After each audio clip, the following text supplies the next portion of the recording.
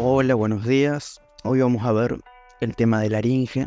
Les pido perdón desde ahora, es un tema horrible. Es uno de los temas más detestables de toda la anatomía humana. Pero bueno, como todo hay que saberlo. Agárranlo con paciencia, háganse un cafecito, unos mates, porque es pesado. Vamos a agarrarlo con ganas, vamos a agarrarlo con cariño y espero que al menos se lleven algo de esta clase. La laringe es una estructura músculo-ligamentosa hueca con un armazón cartilaginoso que corona el tracto respiratorio inferior. La laringe es una estructura que su forma, toda su estructura se la están dando en realidad los cartílagos, pero su función se la dan los músculos. Entonces decimos que es estructuralmente cartilaginosa y funcionalmente muscular. La cavidad de la laringe se va a continuar por abajo con la tráquea y por encima se abre en la faringe, inmediatamente posterior y ligeramente inferior a la lengua, y la abertura posterior, que sería el istmo orofaringeo o de las fauces de la cavidad oral.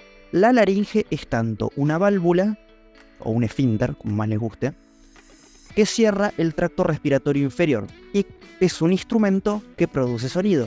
Entonces, si vemos en su estructura, vamos a ver que está formado por varias cositas. Primero, 3 cartílagos que son impares y grandes.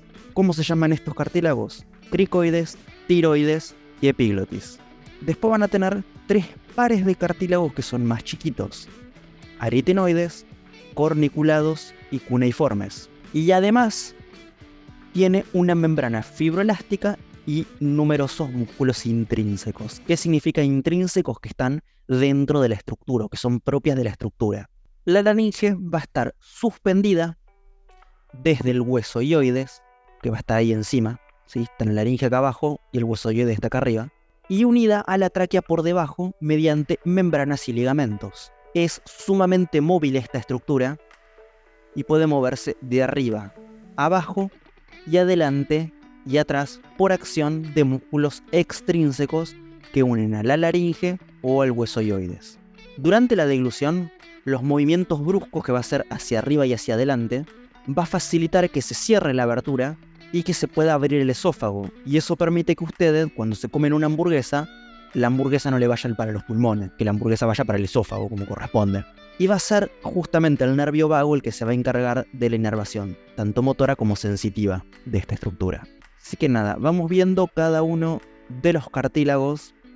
Si quieren esto ustedes lo pueden saltear si no les interesa ver cada uno de los cartílagos y quieren saber la función, pero siempre está bueno saber todas las partes. Esta es la parte más pesadita. Después ya cuando vemos la parte de los músculos es más entretenido.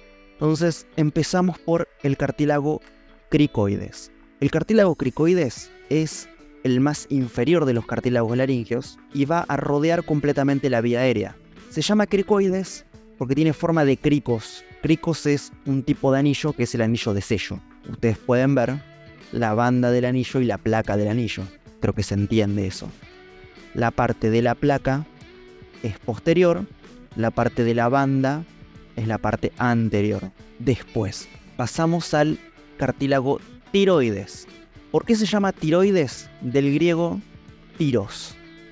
Tiros es un escudo griego. De hecho, del equipamiento griego clásico es falanja, que es un tipo de lanza, sifos, que es un tipo de espada, y tiros, que es este tipo de escudo. Si así se lo recuerdan, mejor, así me lo acuerdo yo. El cartílago tiroides es el más grande, tiene forma de escudo, y va a estar formado por una lámina derecha y una lámina izquierda.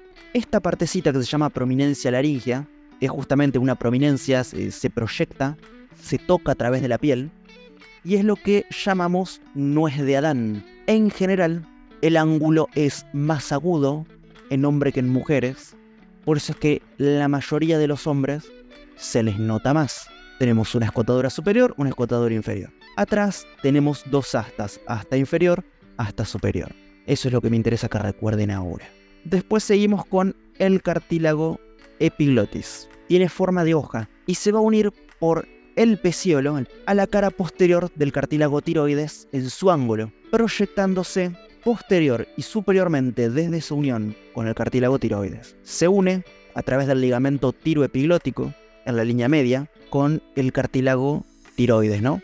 Y la prominencia laringea. Este cartílago, la mitad se eleva or superior del tubérculo epiglótico y se puede ver a simple vista si ustedes le piden al paciente que abra la boca, que es lo que no pudimos hacer el otro día en la clase con los bajalengua, que era la idea que pudieran ver laringe. Seguimos con los cartílagos aritenoides, que tienen forma de pirámide. Tienen 3 superficies.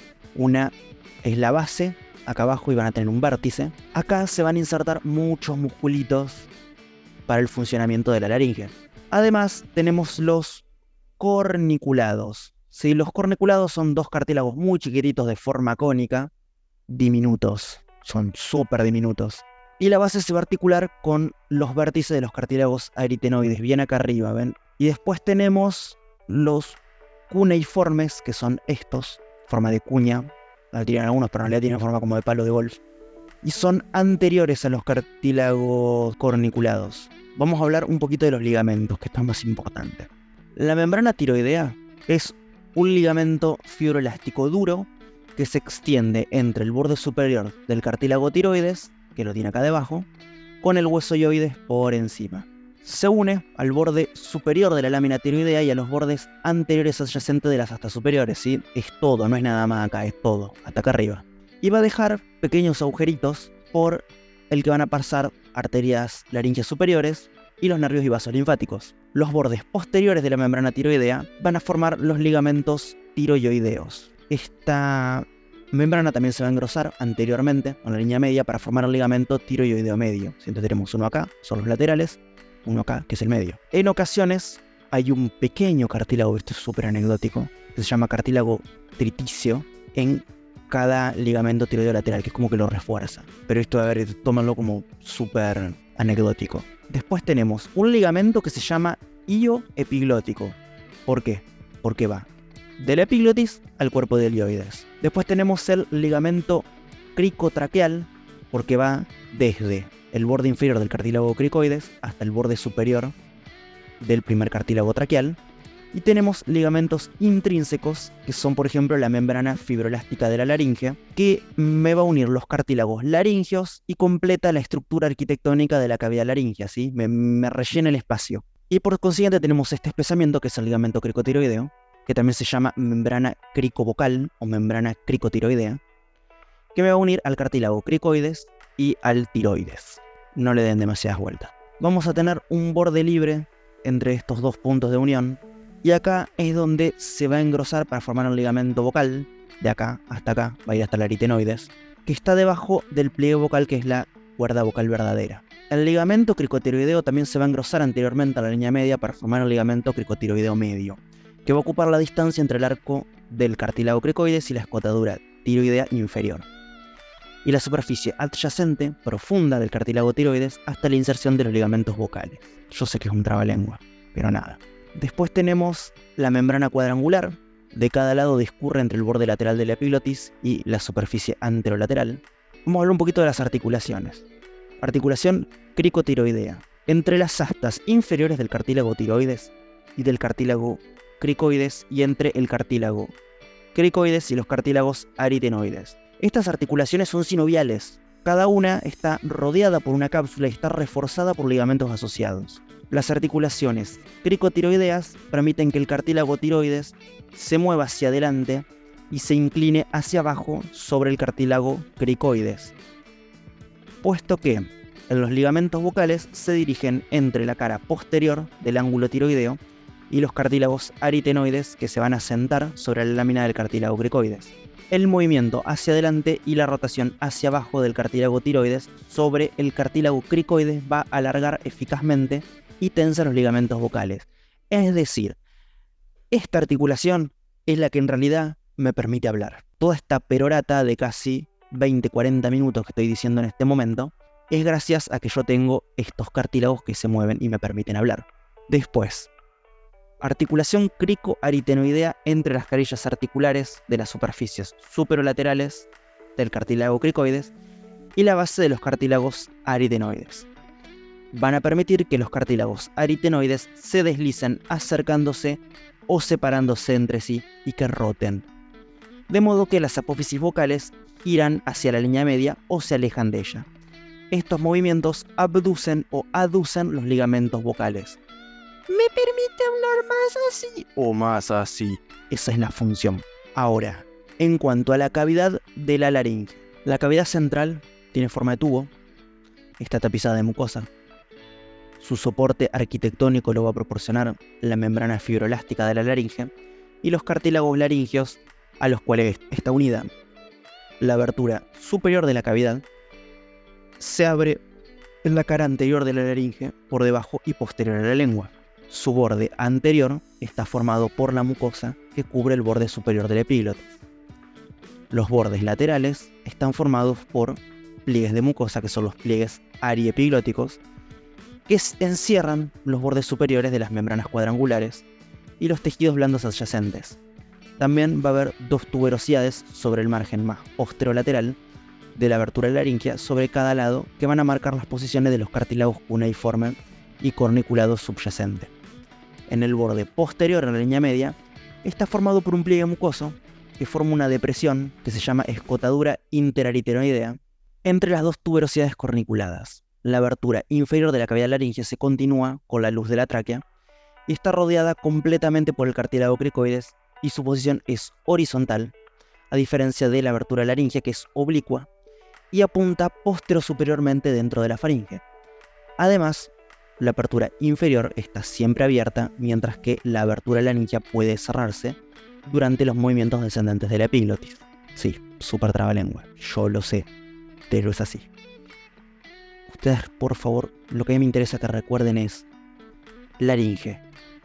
Por fuera se ve de esta manera, por dentro se ve de esta otra manera. Tenemos diferentes cartílagos, si me los pueden describir mejor, cada cartílago se articula. Listo. Y me tienen que hablar de esas articulaciones. Después vamos a pasar a algo que me interesa que pasemos a la parte muscular. Tenemos varios músculos intrínsecos. Sí, músculos intrínsecos significa que están por dentro. Yo les voy a tirar los datos que me interesa que recuerden. Después van del libro y van a leer mucho más. Pero esto es lo que yo quiero que ustedes se acuerden. Músculo cricotiroideo. ¿Dónde se origina? Cara anterolateral del arco del cartílago cricoides. ¿Dónde va a terminar?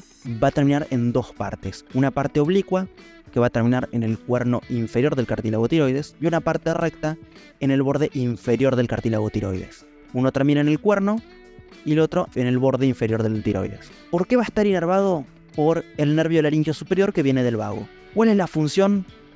Rotar hacia adelante y hacia abajo el cartílago tiroides sobre la articulación cricotiroidea. Seguimos, músculo cricoaritenoideo posterior. ¿Dónde se va a insertar? En la depresión oval sobre la superficie posterior de la lámina del cartílago cricoides, ¿sí? Bien atrás.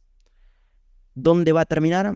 En la superficie posterior de la apófisis muscular del cartílago aritenoides, es decir, la parte que apunta hacia adentro, ¿sí? hacia la lateral medial, no hacia adelante. La inervación también por el laringio recurrente, rama del vago.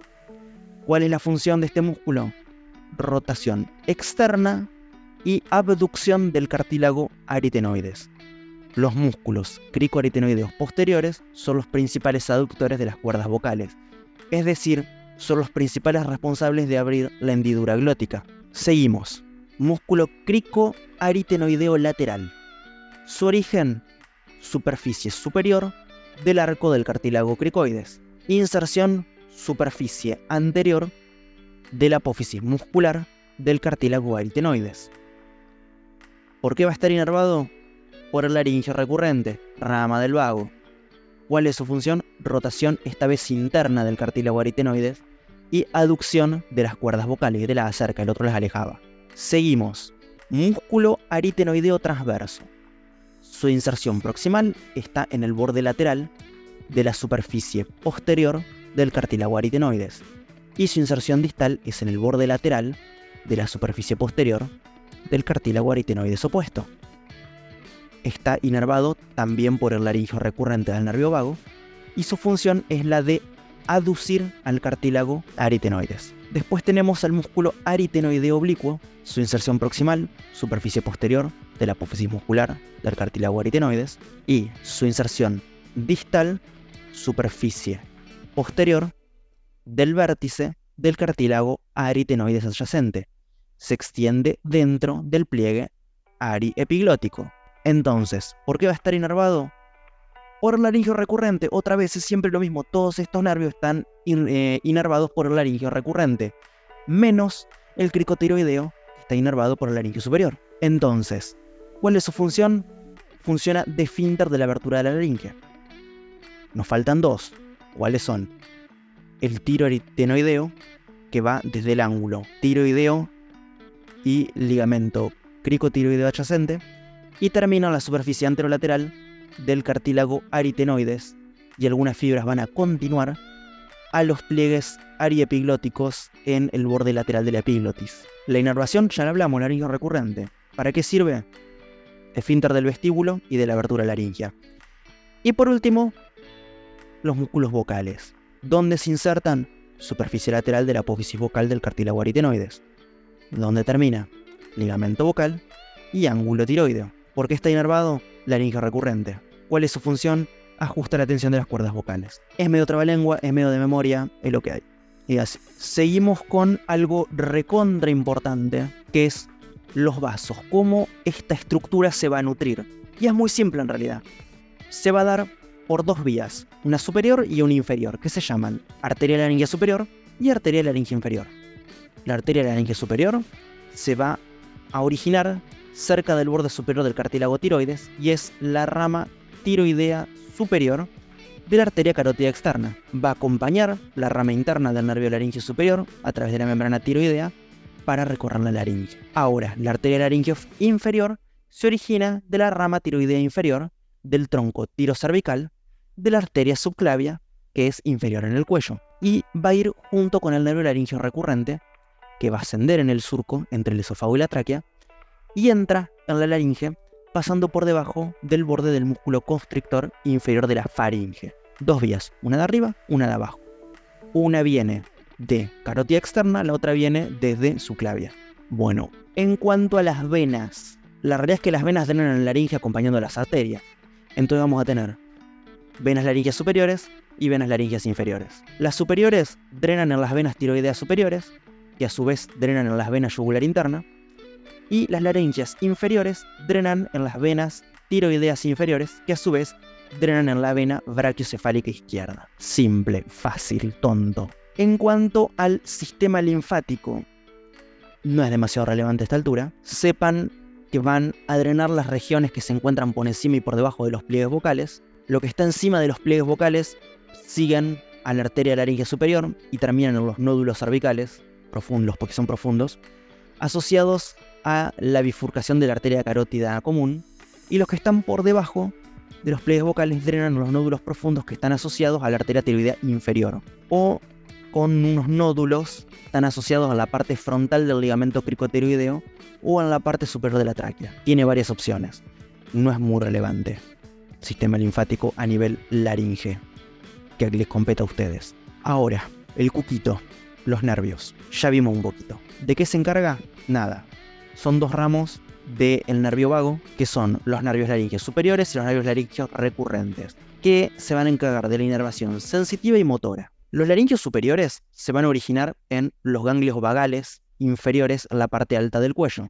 A cada lado descienden medialmente a la arteria carótida interna y se dividen en ramos interno y externo, por encima del nivel del asta superior del hueso hyoide, ¿sí? Ahí dicen, bueno, yo voy por dentro, yo voy por fuera. El ramo externo, que va a ser el nervio laringeo externo, desciende a lo largo de la pared lateral de la faringe para inervar y penetrar en el constrictor inferior de la faringe y termina inervando al músculo cricotiroideo. En cambio, el ramo interno, que es el nervio laringeo interno, se dirige antero-inferiormente para penetrar en la membrana tiroidea. Es principalmente sensitivo e inerva la cavidad laringea por debajo del nivel de los pliegues vocales. Seguimos con los nervios laringeos recurrentes. Estos son sensitivos de la cavidad laringea por debajo del nivel de los pliegues vocales y motores de todos los músculos intrínsecos de la laringe, entonces son re importantes. ¿Cuál es el único que no van a inervar motoramente? Al cricotiroideo. ¿Por qué?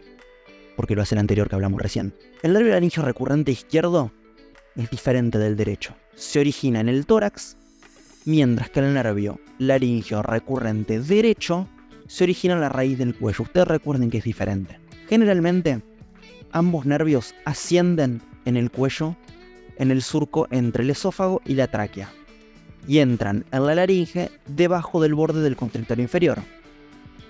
Pueden dirigirse medial, lateral o a través del ligamento lateral de la glándula tiroides, que une la glándula tiroides a la tráquea y a la parte inferior del cartílago cricoides de cada uno. Yo sé que es muy pesado, yo insisto, léanlo del libro, espero que esto les haya funcionado de guía, pero a ver, como todas las estructuras, ¿qué es? ¿Para qué sirve? ¿Dónde está? ¿Qué tengo adelante? ¿Qué tengo atrás? ¿Qué tengo arriba? ¿Qué tengo abajo? ¿Cómo está conformada? ¿Por qué estructuras está conformada? En este caso está formado por unos cartílagos que tienen articulaciones entre sí, así que tienen que describir eso, y tienen músculos que van a dar su funcionamiento. Aparte, irrigación, drenaje venoso, linfático si tienen ganas, y nervios. Y listo. Es un órgano muy complejo, es raro que se tome, pero puede pasar y tienen que saberlo porque si les toca hablar de la laringe, la mayoría lo deja para lo último, no lo estudia y así después tenemos desaprobados. Entonces, pónganle pila a la laringe, es un tema horrible, pero bueno, hay que saberlo, chicos, es así. Nos vemos la próxima y espero que sea un tema más ameno que esto.